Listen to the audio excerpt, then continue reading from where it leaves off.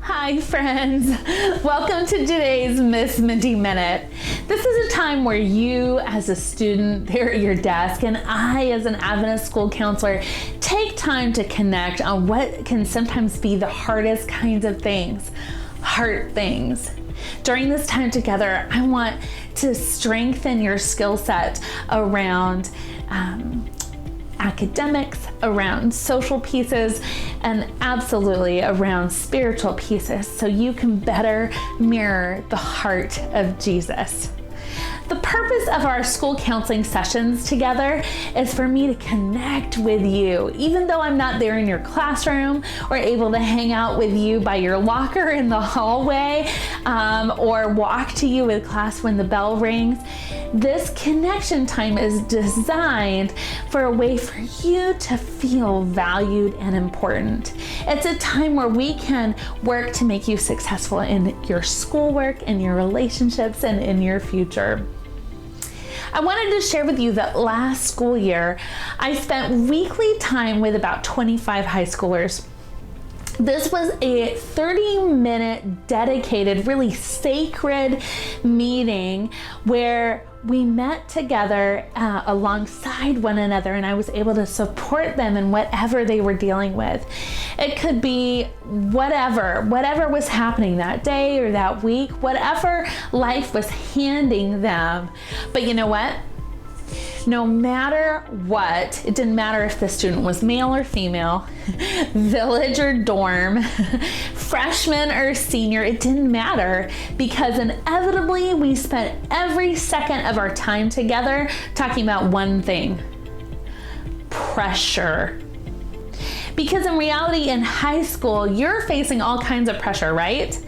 The pressure of academic success, the pressure of performance with athletics, adulting pressure of college and filling out your FAFSA forms, and peer pressure from your friends. So let's take a look at the types of pressure an average teen reports experiencing. We're going to take a look at Good Morning America and how some teens reported their experiences with pressure. Your teacher is going to click on the link down below on the screen, but what I'd like for you to do is pull out your Salyer study guide, and as these teens are talking about their experiences with pressure, I want you to jot down the types of pressures experienced by both male teens and female teens. Teachers, you've got two links. One is for male teens and one is for female teens. Ready? We'll see you in a minute.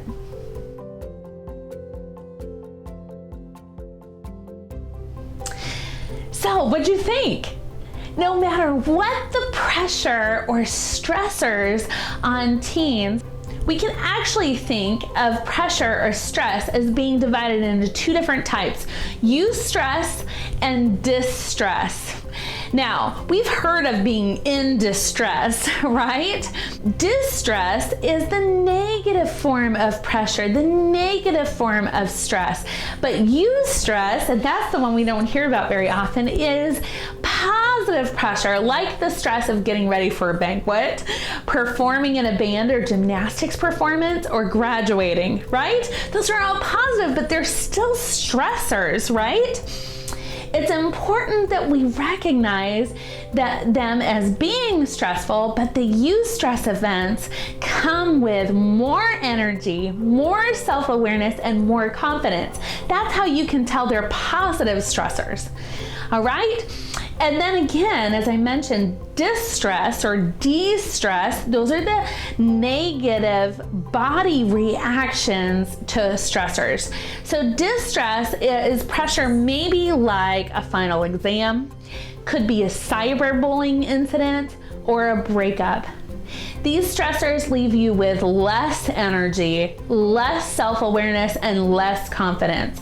You're likely going to feel very depleted after experiencing distress. This negative stress can literally place you in a point of distress. So now we've seen that stress is related to social dynamics, as well as academic dynamics and emotional dynamics. But today I want to take a look at peer stress or peer pressure. And you've likely heard this term kind of on overkill, right? It's important for us to take a look at it in order for it not to just kind of blow over us, so that we have tools and strategies on how to handle it, okay? So just like regular stress, peer stress or peer pressure can also be divided into positive or negative categories. So positive peer pressure is when you aspire to be like your friend by doing similar things that they do. So for example, your friend is really into nutrition and exercise, which inspires you to drink more water, right? That's a positive peer pressure, positive peer stress. Positive peer pressure also manifests itself in the way that you take pressure on yourself to do well and be accepted by those people that you really value. Okay, so that's positive peer pressure, positive peer stress. And again, you can jot those notes down in your SEL study guide. Now, on your SEL study guide, I want you to write down what negative peer pressure is. Negative peer pressure is when friends make you do something you normally wouldn't do or makes you feel uncomfortable. So this is when you make decisions that you know will have negative consequences in order to be accepted by others. We hear this a lot of times as just say no to peer pressure, right? And it's become sort of a mantra rather than a practical strategy for how to face peer pressure situations. So instead, let's make it practical, right? There on your SEL study guide, I want you to take a look at the 6 options for dealing with pressure. And it's true that the first number 1 is to just say no, right? Not in this quippy, just say no, but rather when you say no, you want it to be a very strong and determined one. You want it to have a very clear explanation. And it may be hard for those of you who hate conflict and are innately people pleasers like me, right? This is tricky. But thank goodness it's not the only option. That's option number 1, is to just say no. Option number 2 is making an excuse why you can't. All right, write it there on your SEL study guide. Making an excuse why you can't.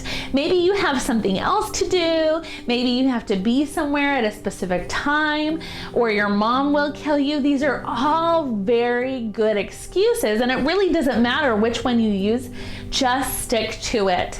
Find an adult in your life that is willing to be your go-to excuse no matter what the case, and use their name, drop it whenever you need it, okay? So option number 3 in dealing with peer pressure is give a reason why it's a bad idea, right? Write it down there on your SEL study guide. Give a reason why it's a bad idea. The best way for you to do this is to say no and explain why you feel this way. So maybe you can't go to the party because it's not worth the chance of being grounded. This option works best with friends who are rational and also care about consequences like you do. Okay, you're doing great. Option number 4 there in your SEL study guide. Suggest a different activity. Write it right there. Suggest a different activity. By thinking of something better to do, you're offering everyone an out. And you just might be surprised on who takes you up on it, because they likely are trying for a way to stand up to peer pressure too. You're almost done. Option number 5 for standing up to peer pressure there in your SEL study guide. Make a joke. Humor is an awesome way to deflect pressure or change the topic and the mood while taking the attention away from you. Okay, so it might sound something like, yeah, right. You think I'm gonna go to that when I have movie and popcorn with my family at home? Think again, right? So you're going to deflect with humor and not actually really address it, but it gets you out of it. And finally, option number 6 on your Sell Your Study Guide, ways to handle peer pressure. Leave the situation. If you think others are going to do something you don't want to be involved in, just leave. You can make up an excuse or you can say nothing at all. If you lead the way, others might follow your example. I like to use the acronym to remember these as RESIST in order to think of my strategies for peer pressure. So again, right there on your study guide, there's the acronym going down, RESIST, and write out what this stands for. R is the reason why it's a bad idea. Think about the reasons and share why that peer pressure activity is a bad idea. E in resist is excuse. Make up an excuse if you need to leave the scene. S in resist is say no. Be kind and clear how you say no. Remember, no matter what, we're always going to choose kindness, no matter what. So in your saying no, you're going to be like, I'm sorry, I'm just not comfortable with it. Thanks for the invite, right? That's kind and clear. I in your resist acronym, ignore. Stay safe and get help if needed, okay? So you can literally just ignore the situation and ignore the event, right? So you've been invited, so what? You didn't show up. S in our resist peer pressure acronym is speak out, especially in cases where others are being hurt, such as a cyberbullying or bullying situation that is not choosing kindness. Seek support of family, teachers, friends, and standing up with that individual. And then finally, resist, the T in our resisting peer pressure acronym is say thanks. Thanks, right? Thanks, but no thanks. So again, you're choosing kindness in your language, but this is a way of being nice and still standing up for yourself without having to expound on your rationale. Okay, good job. We're almost done wrapping up. As we decide how to handle peer pressure, it's important to ask ourselves the why of not being easily influenced by our peers. So, of course, there's health reasons, social reasons, academic reasons to stand strong against peer pressure, but the number one example is a biblical reason. In Exodus 23 verses 1, 2, and 9, God speaks to peer pressure specifically and even to cyberbullying by saying, and he's speaking to people who have not chosen kindness. Here's what he says. You must not tell lies or give a false report. If you are a witness in court, don't help a wicked person by telling lies with a false, violent, and malicious witness.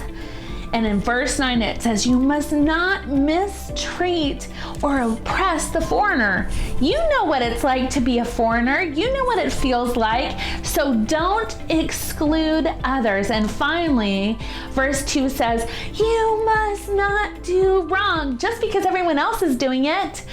Stop following the crowd of evil.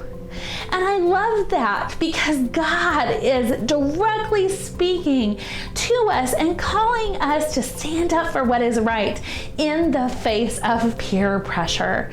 Whether it's drinking or drugs, friends or foe, exclusion or execution online, God calls us to not follow the crowds of evil. So remember your resist acronym and insist on what is right. That's all for today's Miss Mindy Minutes. Until next time, bye-bye.